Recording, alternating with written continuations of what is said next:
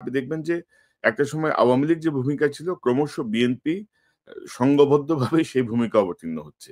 আর কিছু, কিছু নেতা ওই যে হাসিনার স্টাইলে বলার চেষ্টা করছেন বা কেউ, কেউ বলছেন যে ইউটিউব নাকি আমরা করতেছি টাকা কামাচ্ছি। আরে বেটা তুই একটা কমিটি বাণিজ্য করে যে টাকা কামাস আমরা আমরা ১ মাসে ইউটিউব করে তার ১০ ভাগের ১ ভাগ আমাদের এই ফান্ডে ঢুকে না। আমরা পাই না।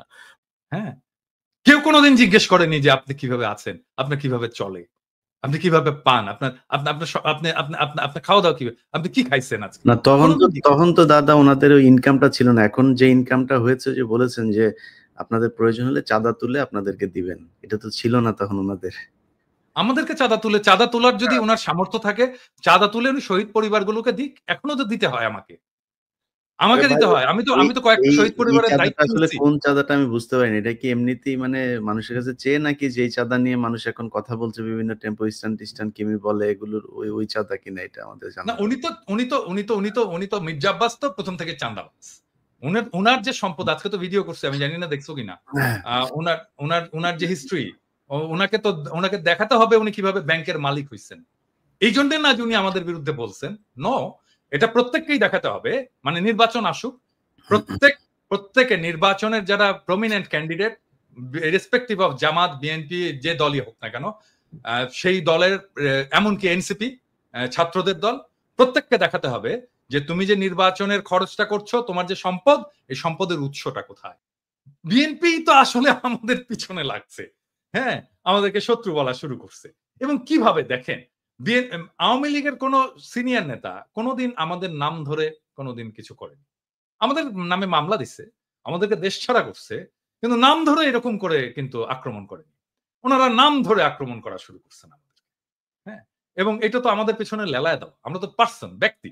এবং ধরেন মির্জা ফখরুল যখন বলে কুতুব দাঁড়ায় গেছে সোশ্যাল মিডিয়ায় কিছু কুতুব, ওনারা কোথায় নিয়ে যেতে চান দেশকে আমরা জানি না। ওনারা জানবেন না কেন?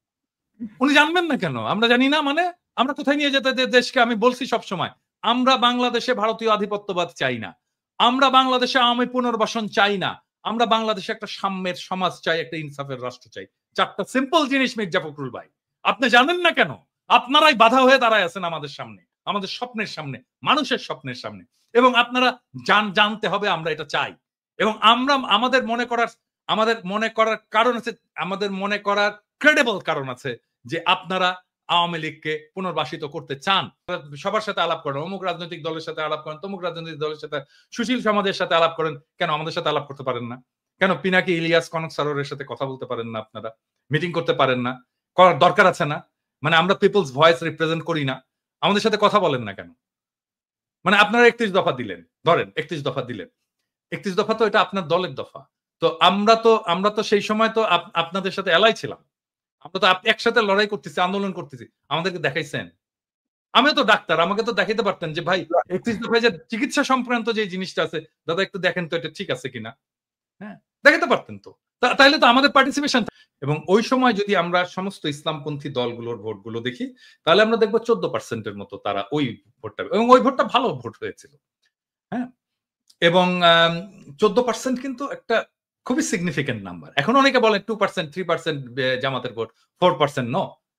তারা সব আসনে নির্বাচন করেনি, তারা কিছু আসনে নির্বাচন করেছিল, ওইটাকে এক করে আমি ন্যাশনাল গড় করে বলি যে 3%, কিন্তু সবগুলো আসনে যখন করেছে তখন তার প্রায় 12.5%-এর মতো ভোট ছিল।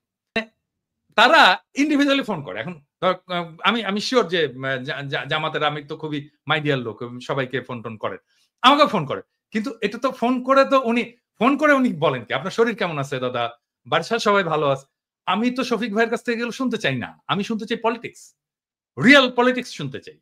এবং ওই সময় যদি আমরা সমস্ত ইসলামপন্থী দলগুলোর ভোটগুলো দেখি, তাহলে আমরা দেখবো 14%-এর মতো তারা ওই ভোটটা, এবং ওই ভোটটা ভালো ভোট হয়েছিল, হ্যাঁ। এবং 14% কিন্তু একটা খুবই সিগনিফিকেন্ট নাম্বার। এখন অনেকে বলেন 2%, 3% জামাতের ভোট, 4% নো।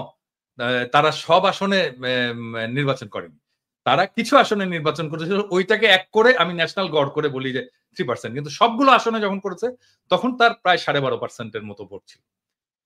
বিএনপির যে জরিপ, এটাতে দেখা গেছে যে জামাতের ভোট আসবে 31%-এর মতো।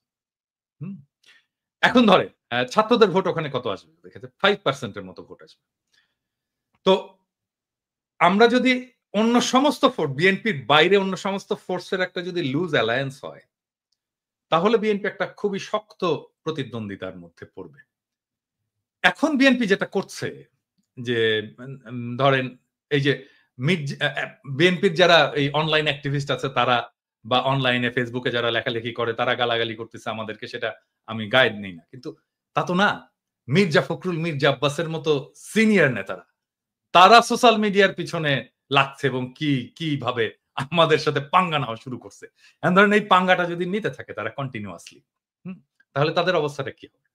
ধরেন সোশ্যাল মিডিয়ায় যারা কাজ করে, হ্যাঁ, যারা কাজ করছে, যারা সোশ্যাল মিডিয়া একটা ইনফ্লুয়েন্স রাখতে পারে, ছোট হোক বড় হোক, অল্প হোক বেশি হোক কম হোক, একটা তো ইনফ্লুয়েন্স আছে, তো যারা রাখতে পারে তারা যদি পুরোটা, মানে ধরা যাক, আমি এখানে ইয়ে ছাড়াই বলতেছি, কনক, আপনি, আমি, ইলিয়াস, আমরা তো কেউ অ্যান্টি বিএনপি না। আমরা তো জিয়াউর রহমান, প্রো জিয়াউর রহমান, মানে জিয়াউর রহমানকে আমাদের পলিটিক্যাল আইকন মানি, তাই না? তো আমরা তো সবাই ন্যাশনালিস্ট, তাই না? আমরা, এবং ট্রু সেন্স, মানে মানুষ যাতে সাধারণভাবে বোঝে, আমরা তো সবাই রাইটেস্ট, তাই না? তো আমাদেরকে তো শত্রু ভাবার কোনো কারণ ছিল না বিএনপি। আমরা তো শত্রুও না, আমরা শত্রু হতেও চাই না বিএনপি। বিএনপি তো আসলে আমাদের পিছনে লাগছে, হ্যাঁ, আমাদেরকে শত্রু বলা শুরু করছে। এবং কিভাবে দেখেন, আওয়ামী লীগের কোন সিনিয়র নেতা কোনোদিন আমাদের নাম ধরে কোনোদিন কিছু করেনি। আমাদের নামে মামলা দিচ্ছে, আমাদেরকে দেশ ছাড়া করছে, কিন্তু নাম ধরে এরকম করে কিন্তু আক্রমণ করেনি। ওনারা নাম ধরে আক্রমণ করা শুরু করছেন আমাদের, হ্যাঁ। এবং এটা তো আমাদের পেছনে লেলায় দাও, আমরা তো পার্সন, ব্যক্তি। এবং ধরেন মির্জা ফখরুল যখন বলে কুতুব দাঁড়ায় গেছে সোশ্যাল মিডিয়ায় কিছু কুতুব, ওনারা কোথায় নিয়ে যেতে চান দেশকে আমরা জানি না। ওনারা জানবেন না কেন? উনি জানবেন না কেন? আমরা জানি না, মানে আমরা কোথায় নিয়ে যেতে দেশকে? আমি বলছি সব সময়, আমরা বাংলাদেশে ভারতীয় আধিপত্যবাদ চাই না, আমরা বাংলাদেশে আওয়ামী পুনর্বাসন চাই না, আমরা বাংলাদেশে একটা সাম্যের সমাজ চাই, একটা ইনসাফের রাষ্ট্র চাই। চারটা সিম্পল জিনিস মির্জা ফখরুল ভাই, আপনি জানেন না কেন? আপনারাই বাধা হয়ে দাঁড়ায় আছেন আমাদের সামনে, আমাদের স্বপ্নের সামনে, মানুষের স্বপ্নের সামনে। এবং আপনারা জানতে হবে আমরা এটা চাই।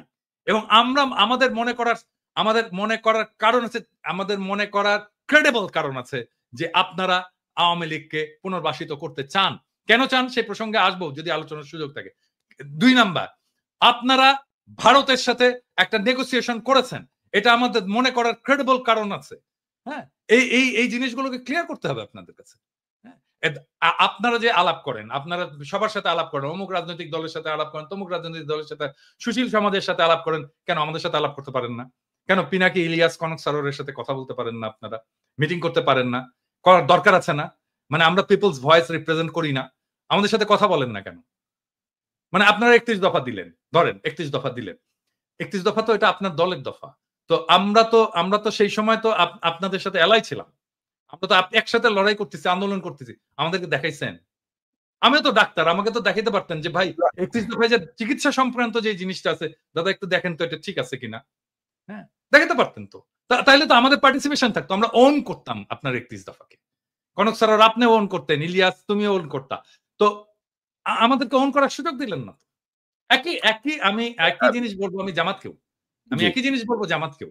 মানে তারা ইন্ডিভিজুয়ালি ফোন করে। এখন আমি শিওর যে জামাতের আমি তো খুবই মাইডিয়াল লোক, সবাইকে ফোন টোন করেন, আমাকেও ফোন করে। কিন্তু এটা তো ফোন করে তো উনি বলেন কি আপনার শরীর কেমন আছে দাদা, বাড়ির সবাই ভালো আছে। আমি তো শফিক ভাইয়ের কাছ থেকে এগুলো শুনতে চাই না, আমি শুনতে চাই পলিটিক্স, রিয়েল পলিটিক্স শুনতে চাই। হ্যাঁ, ব্যক্তিগত সম্পর্ক আপনার সাথে থাকবে, মানে আমরা যখন রাজনীতি থেকে বিদায় নেবো, অ্যাক্টিভিজম থেকে বিদায় নেবো, তখনও থাকবে আপনাদের সাথে, সেটা অসুবিধা নেই। আমি শুনতে চাই পলিটিক্স, আপনার প্রোগ্রাম, আপনি নির্বাচনে কি মেসেজ নিয়ে যাবেন, আগামীতে আপনি ভারতের সাথে কিরকম সম্পর্ক রাখবেন, হ্যাঁ, আপনি আমেরিকার সাথে কিরকম সম্পর্ক রাখবেন, চীনের সাথে কিরকম সম্পর্ক রাখবেন, রাষ্ট্রটাকে কিভাবে গড়বেন, সংবিধানে কি কি পরিবর্তন আনবেন, মানুষের জীবনে কিভাবে, এই বাংলাদেশে যেভাবে হাসিনা যেভাবে ইসলামোফোবিয়ার চাষ করছে, এটাকে কিভাবে ফাইট করবেন, আন্তর্জাতিক ক্ষেত্রে আপনি ফিলিস্তিনের প্রশ্নে কি স্ট্যান্ড নেবেন, আমি তো জানতে চাই। হ্যাঁ, এই জিনিসগুলো তো জানতে চাই। এই জিনিসগুলো আমাদের সাথে কথা বলার কথা। আমার তো ভাই বাংলাদেশে আমার তো কোনো ফাইন্যান্সিয়াল ইন্টারেস্ট নাই, আমার কোনো ব্যবসাপাতি নাই, আমার চাকরি বাকরি নাই, তাই না? ওইখানে তো আমাদের সকলের তাই না? আমাদের চাওয়া তো একটাই, বাংলাদেশের মানুষ ভালো থাকুক, দেশটা ভালো থাকুক, দেশটা প্রোটেক্টেড থাকুক, দেশের স্বাধীনতা সার্বভৌমত্ব প্রোটেক্টেড থাকুক, এটা আমরা চাই। এইটার তবে জন্য দাদা আমাদের সাথে কথা বলতে অসুবিধা কোথায় আপনাদের? হ্যাঁ, তবে দাদা ধরেন আমি যেটা দেখছি আরকি ওনারা এখনো সেই ২০০১ এর যে রাজনীতি, সেই রাজনীতি ওনাদের মাথায় আছে। মাঝখানে যে ২৪ বছর পার হয়ে গেছে এটা অনেকেরই খেয়াল নাই। এবং ধরেন যে ওনারা ওই যে কথায়, কথায় ধরেন আওয়ামী লীগের স্টাইলে আরকি যে আমার পক্ষে না, আমার পক্ষে বলতেছে না বা আমার যে দাবি সেটা সমর্থন করতেছে না তার মানে এ হচ্ছে আমার বিপক্ষে। এ আমার বিপক্ষে দল, এ আমার ক্ষতি চায়, এরা এই করতে চায়, ওই করতে চায়। এবং আপনি দেখবেন যে একটা সময় আওয়ামী লীগ যে ভূমিকা ছিল ক্রমশ বিএনপি সংঘবদ্ধভাবে সেই ভূমিকা অবতীর্ণ হচ্ছে। আর কিছু, কিছু নেতা ওই যে হাসিনার স্টাইলে বলার চেষ্টা করছেন বা কেউ, কেউ বলছেন যে YouTube নাকি আমরা করতেছি টাকা কামাচ্ছি। আরে বেটা তুই একটা কমিটি বাণিজ্য করে যে টাকা কামাস, আমরা ১ মাসে YouTube করে তার ১০ ভাগের ১ ভাগ আমাদের এই ফান্ডে ঢুকে না। আমরা পাই না। বা আমাদের যে আমি বলি, ইলিয়াস আমাকে ওর দুঃখের কথা বলতেছিল যে ওর কত কত কত টাকা ওর ধার এবং ওর পিছনে কিভাবে খুবই স্বাভাবিক। ইয়ে গুলো মানে কনক, আমি তো এখানে রিফিউজি হয়ে ঢুকছি। হ্যাঁ? আমার এখানে মাসে আমাকে রিফিউজি ভাতা দিত ৩৮০ ইউরো মতো। হুম? ৩৮০ ইউরো। এবং ৩৮০ ইউরোতে তো ইউরোপে তো খাওয়া-দাওয়া হয় না। হ্যাঁ? খাওয়া যায় না। খাবারের ইয়ে হয় না। তো আমাকে আমাকে ইয়ে করতে হতো যে আমি কিভাবে ৩৮০ ইউরোর মধ্যে খাবার আছে, খাবার ছাড়াও তো আরো কিছু চুল কাটতে হয়, তাই না? আমাকে জামাকাপড় কিনতে হয়। এই জিনিসগুলো তো আছে। তো এই সমস্ত বাদ দিয়ে আমি চেষ্টা করতাম যে ২-২৫০ ইউরোর মধ্যে যেন আমি খেতে পারি। সেটাও কিন্তু সম্ভব হতো না। এবং আমি কি করতাম জানেন? আমি এই যে আমরা যে সবাই জানি যে ডিপার্টমেন্টাল স্টোর গুলোতে, সুপারমার্কেটে নেয়ার এক্সপায়ারি প্রোডাক্ট গুলো খুব কম দামে রাখে আরকি। কম দামে মাংস-টাংস, সবজি ইত্যাদি রেখে দেয়। একটা স্পেস আছে যেখানে নেয়ার এক্সপায়ারি জিনিসটাকে খুব অল্প দামে আমি ওই জিনিসগুলো কিনে খাইছি। আমি রিফিউজি লাইফে। হ্যাঁ? কেউ কোনদিন জিজ্ঞেস করেনি যে আপনি কিভাবে আছেন? আপনার কিভাবে চলে? আপনি কিভাবে পান? আপনার আপনা আপনার স আপনি আপনি আপনা আপনার খাওয়া-দাওয়া কিভাবে? আপনি কি খাইছেন আজকে? না কোনদিন তখন তো দাদা ওনাদের ওই ইনকামটা ছিল না। এখন যে ইনকামটা হয়েছে যে বলেছেন যে আপনাদের প্রয়োজন হলে চাঁদা তুলে আপনাদেরকে দিবেন। এটা তো ছিল না তখন ওনাদের। আমাদেরকে চাঁদা তোলার যদি উনার সামর্থ্য থাকে, চাঁদা তুলে উনি শহীদ পরিবারগুলোকে দিক। এখনো তো দিতে হয় আমাকে। আরে আমাকে ভাই দিতে হয়। এই আমি তো কয়েকটা এই শহীদ এই পরিবারের চাঁদাটা দায়িত্ব আসলে নিচ্ছি। কোন চাঁদাটা আমি বুঝতে পারিনি। এটা কি এমনিতেই মানে মানুষের কাছে চেয়ে নাকি যেই চাঁদা নিয়ে মানুষ এখন কথা বলছে বিভিন্ন টেম্পো স্ট্যান্ড কিমি বলে এগুলোর ওই চাঁদা কিনা এটা আমাদের না, জানা উনি তো মির্জা আব্বাস তো প্রথম থেকে চাঁদাবাজ। উনার যে সম্পদ, আজকে তো ভিডিও করছে, আমি জানি না দেখছো কিনা। উনার যে হিস্ট্রি, উনাকে দেখাতে হবে উনি কিভাবে ব্যাংকের মালিক হইছেন। এই জন্য না যে উনি আমাদের বিরুদ্ধে বলছেন। নো, এটা প্রত্যেককেই দেখাতে হবে। মানে নির্বাচন আসুক, প্রত্যেকে নির্বাচনের যারা prominent candidate, respective of Jamaat, BNP, যে দলই হোক না কেন, সেই দলের এমনকি এনসিপি, ছাত্রদের দল, প্রত্যেককে দেখাতে হবে যে তুমি যে নির্বাচনের খরচটা করছো, তোমার যে সম্পদ, এই সম্পদের উৎসটা কোথায়।